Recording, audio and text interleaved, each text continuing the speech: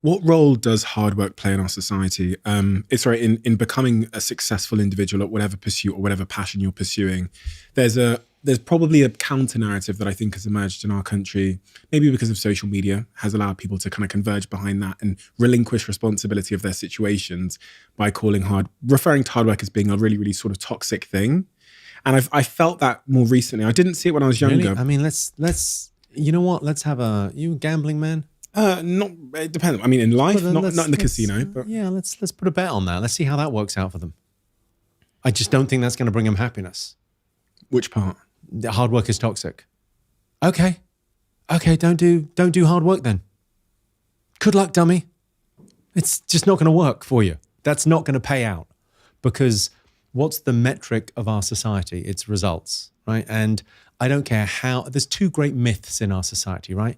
There's one myth is talent and ideas, and there's another myth which is hard work. They're both bullshit, total fucking bullshit. Because the ideas are cheaper than table salt, right? There's everyone's got ideas. I've got an idea for an app. It's the Uber for fill in the thing here. Yeah, great. Sure. It's every idea is about implementation. Every sports is a good analogy, right? So Michael Jordan, greatest of all time, right? There's no debate. He's the greatest. How much did he work? Fucking more than anyone else. How much natural talent did he have? More than anyone else. What if he hadn't worked? You never heard of him. He never would have made the team, let alone being the greatest, but wouldn't have even made the team if he hadn't trained. It's a good analogy for life of going, look, whatever talent you have, if you don't do the work as well, it's just a waste of potential.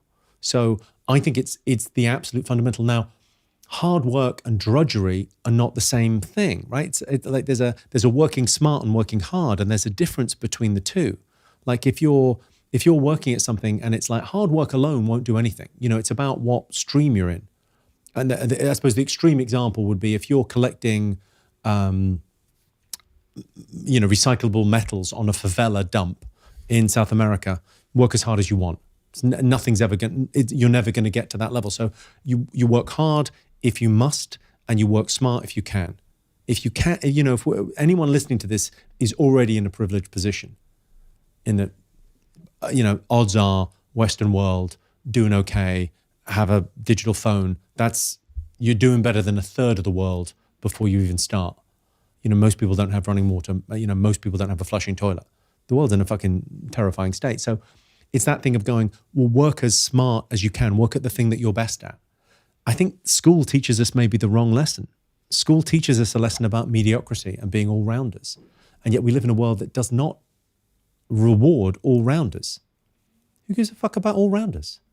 If you get a D in physics and you get an A in English, I say just go to English lessons, because we're going to get you up to a C grade in physics. I'll tell you what the world doesn't need: someone who's shit at physics. Still shit at physics with no natural. So find out what you've kind of got a natural, that edge thing. Find out what you have a natural ability for. What's the thing that you do best? And again, I would remind people, it's not the best in the world, just better than anything else you do. Lean into that. Like, I'm all for following your dreams if your dreams are what you're best at. And the opinions of family and friends don't count. And then it's a little bit, I suppose it's a bit tough love. It's that thing of going, look at what your inner critic says, okay? And it won't be wrong. Look at what your inner critic says about you.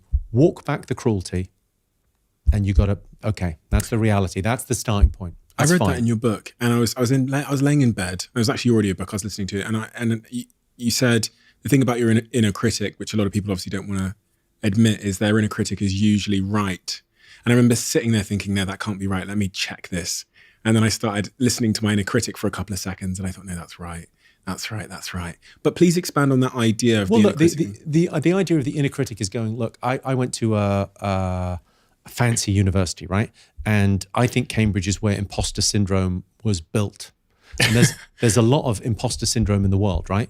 You arrive at a new workplace and you go, Jesus, they must have made a mistake and got the wrong CV and given me the job, and or I'm at this new college, or I'm starting this thing and I don't know what I'm doing. That feeling of I'm not enough and I don't know what I'm doing is why you buy the Business Management for Dummies book and fucking read it the night before. It's what drives you to do the homework. So I got to Cambridge and I thought, I'm not smart enough to be here. And then I worked my fucking nuts off and it turned out I was wrong. And I was smart enough to be there and I did really well. Because I was motivated by I'm not good enough to be here. I need to work. I need to work hard. You start in comedy and you go, oh my God, I've given up everything to be a comedian. I've got 20 minutes of jokes that work. I'm going to need thousands of jokes that work. And they all have to work. Fuck. You get to work. What's the motivation? What's the thing that wakes you up at 4 a.m. and you go, I need to fucking do this.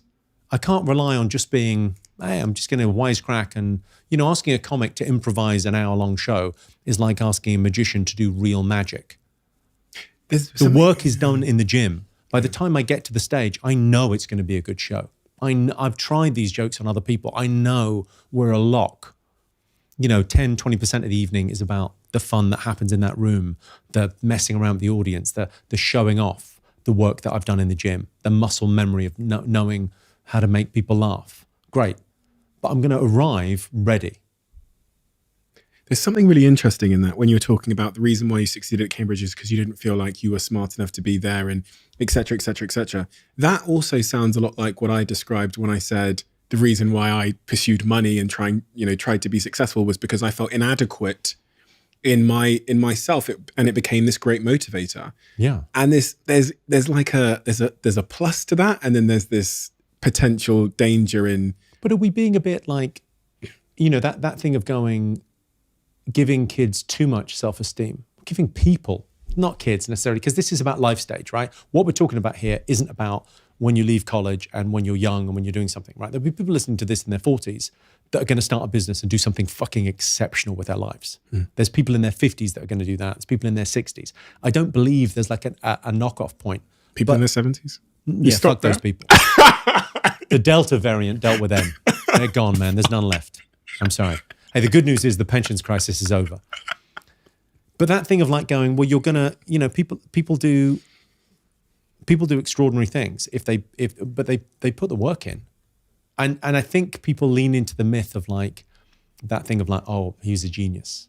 You read, Forbes magazine or whatever about business people doing incredibly well. It's like, well, this guy's a genius. Steve Jobs' thing is though genius level. Bill Gates is a genius. And then you read about like these guys that are like finance guys. They wake up at 5 a.m. and he only sleeps for 3 hours a night and he does so much and he knows everything and he works so hard. It's always both. It's always both. And then plus time. You need, that 10,000 hours thing isn't wrong. It's just that's the minimum. What could you stand to do for 10,000 hours that won't feel like drudgery?